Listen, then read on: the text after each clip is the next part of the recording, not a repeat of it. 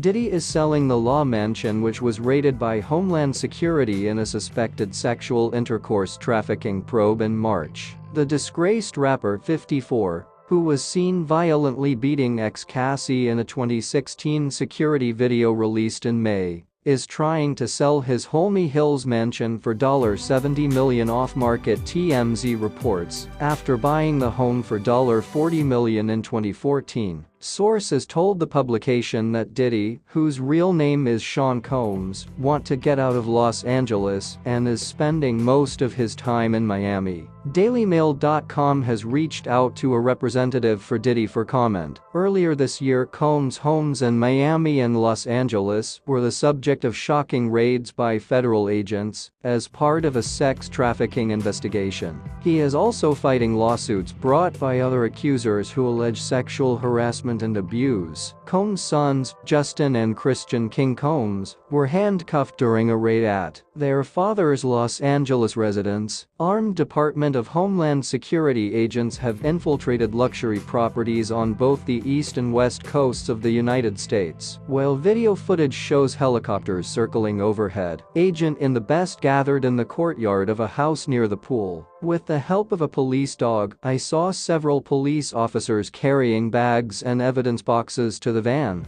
The spokesman of the National Land Security Survey told DailyMail.com in a press release. The National Land Security Survey borrowed the HSI's current framework. With the help of HSI, we performed actions to apply the law. Los Angeles HSI Miami, local law partner. We will provide more information as it will be available. DailyMail.com contacted Daddy's representatives to comment at that point. The music producer filed a lawsuit in February alleging that Combs forced her to work with prostitutes and have sex with them. Another woman who has accused Combs claims that the rap producer raped her 20 years ago when she was 17. Combs and his lawyers have denied all of the allegations in the lawsuit. The rapper is one of the most influential hip-hop producers and executives of the past 3 decades. Formerly known as Puff Daddy, he has built one of the biggest empires in hip-hop and paved the way for several organizations associated with his famous name.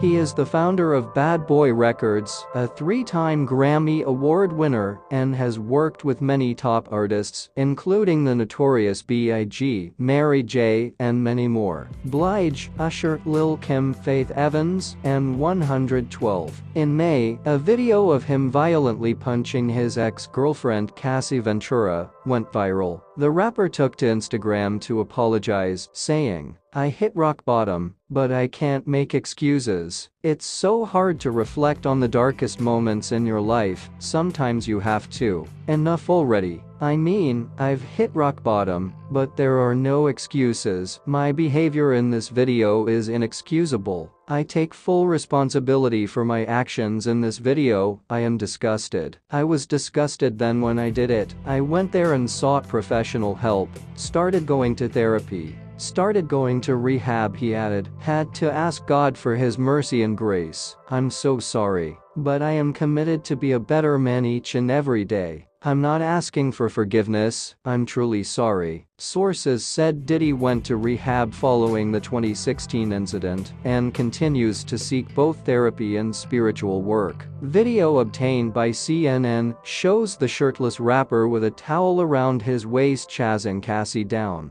the hallway of the Intercontinental Hotel in Century City, and as she tries to get into an elevator, he grabs her by the back of the head and throws her to the ground. He then kicked her as she lay motionless on the floor and grabbed 2 designer bags as she tried to escape. Then Diddy stood over her and kicked her again, grabbed her by her hoodie, and dragged her back to the room. Cassie claimed in a now settled lawsuit that Diddy paid the same hotel $50,000 for footage after the attack. Cassie's attorney, Meredith Fairtog, said Combs' latest statement is more about him than the many people he has harmed. When Kathy and several other women came forward, he denied everything and suggested the victims were just waiting for a paycheck. The fact that he was only forced to apologize after his repeated denials were proven false shows his pathetic desperation, and no one will ever do that. They will succumb to his insincere words. The apology came after the loss. Angeles County District Attorney said he could not prosecute Diddy for the assault because the statute of limitations had run. The statute of limitations in California is 1 year for simple assault and 3 years for aggravated assault. Based on the timeline,